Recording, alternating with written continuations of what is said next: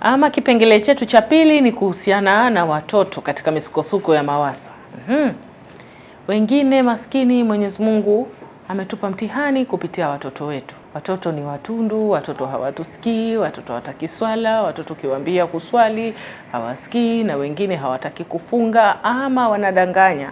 Wanatoka nyumbani wakiwa wamefunga, wakifika shuleni wanakula. Nataka tu niwape taarifa kwamba hata sisi kipindi chetu tulikuwa tunakula tukifika shule. Si kama tulilelewa tukiwa 100% tuko salama. Na wengine bahati mbaya tulianza kufunga baada ya kujitegemea.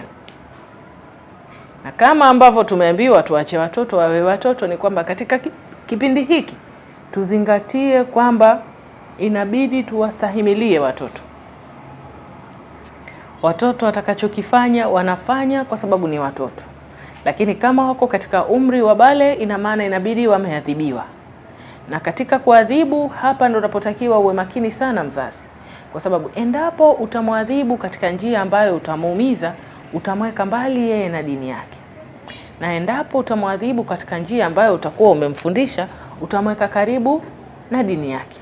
Na hii itakusaidia wewe wakati unazungumza au akiondoka katika mikono yako, atafunga ama kuswali kwa sababu ni majukumu, wala si kwa sababu mzee atamchapa. Lakini kuna watu wengine wanasema kwamba mimi sijapata mtoto. Ramadhani wakati nimeitwa katika hii banquet na Mwenyezi Mungu, nitumie wakati huu kumwomba Mwenyezi Mungu anipe mtoto. Lakini Mwenyezi Mungu mimi nataka anipe mtoto mwema. Je, wewe mwenyewe ni mwema? Wewe umekithirisha kumwomba msamaha Mwenyezi Mungu katika kipindi hiki? Na je, katika kipindi hichi pia labda wataka kuombea watoto wako hao watoto wema? Je, na wewe umetengeneza haiba yako mbele ya watoto wako, unaonekana kama mwema? Kwa mke wako wewe ni mwema, kwa mme wako wewe ni mwema? Kwa sababu vyovyote utakavyo, hakikisha kwamba ndivyo wewe ulivyo. Ukiwa unaomba mema na starehe, na wewe uwe mwema hivyo hivyo.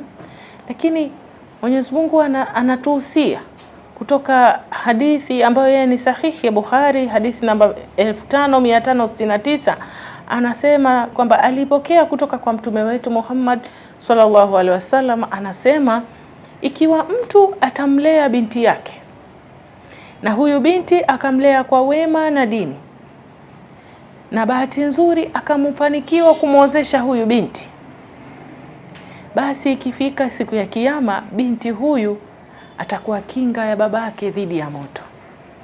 Yaani kitakachomzuia babake kuingia peponi labda ni kifo tu. Hadithi namba 5569.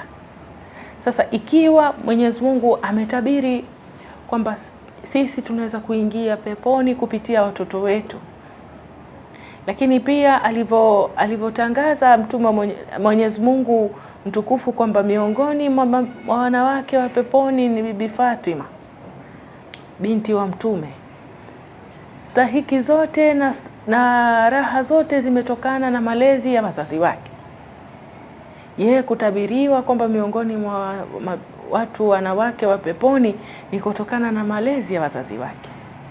Na laiti kama wazazi wake wangemlea katika mazingira ambayo ndio sisi tumelelewa, tungepata wapi heshima hii sisi kama wanawake? Na nataka niwaambieni kitu kimoja, hasa wanawake. Watoto ulezi wao upo kwetu, na kuharibika kwao lawama ni juu yetu. Basi sisi tufanye yale yote tuyafanyayo, tuhangaike vile vyote tuhangaikavyo, lakini tujue kwamba katika malezi hatuwezi kumtegemea baba wa yule mtoto. Haiwezekani. Ama katika kitabu cha Biblia ambacho hichi chaitwa Injili pia, katika Zaburi ya 127 mstari wa 3, Mungu anasema watoto ni zawadi kutoka kwangu. Lakini katika surat Al-Isra, sura namba 17 aya 37, anasema wala msiwaue watoto wenu kwa hofu ya umaskini. Sisi tunawaruzuku wao na nyinyi, hakika kuwaua hao ni kosa kubwa. Hapa sasa tunaenda kwa wale wenye kuhofu kwamba watoto wakiwa wengi riski itakuwa vipi, ama na watoto wengi na bado na mtihani wa riski, nitafanya nini, nitatoka kivipi, ama nitawalisha nini? Hapa Mwenyezi Mungu anasema kwanza ni watoto ni zawadi katika Zaburi, lakini pia wala msiwe na shaka ya maskini kiasi kwamba mkawaua watoto wenu, kwa sababu yeye Mwenyezi Mungu anawaruzuku watoto pamoja na nyinyi, na saa zingine unapata riski kwa sababu ya wale watoto.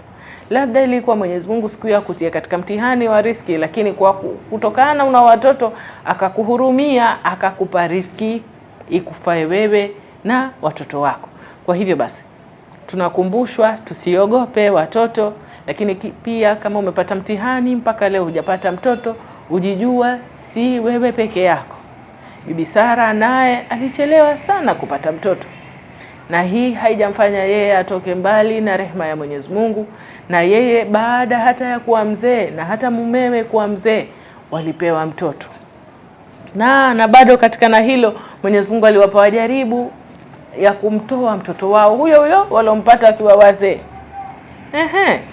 Kwa hiyo basi ni kujitia mbele, kifua mbele, kumwabudu Mwenyezi Mungu na kusubiri, kwa kumaanisha kwamba hata ikiwa vipi, hata ikiwa hujapata mtoto, lakini zile siku ambazo umeishi duniani ama umealikwa katika hii tafrija, umekuja ukiwa salama, na baada ya tafrija pia utatoka ukiwa salama, yani muumini. Na nataka kuwapeni story, ni watu wengi sana ambao hawana watoto, ni kwa sababu wengi wao hawasemi hadharani, na Mwenyezi Mungu ameshasema yeye anafahamu kwa nini umekosa kitu fulani. Kwa hiyo hata kama tunalia na kuomba, tusipite mipaka ya kusema kwa nini mimi. Katika zote tushukuru Mwenyezi Mungu, na kama watoto kama isemavyo katika Zaburi, watoto ni zawadi, basi tuseme sisi zawadi zetu tutazipokea wakati ujao, na katika wakati huu ambao bado hatujapokea zawadi zetu, tushukuru Mungu na kukithirisha kumtaja na kuomba msamaha kwa ajili yetu na kwa ajili ya wenzetu, na kumwomba Mwenyezi Mungu kwamba tusiharibu familia zetu kwa sababu ya mtihani wa kukosekana mtoto. Wabillahi taufiki.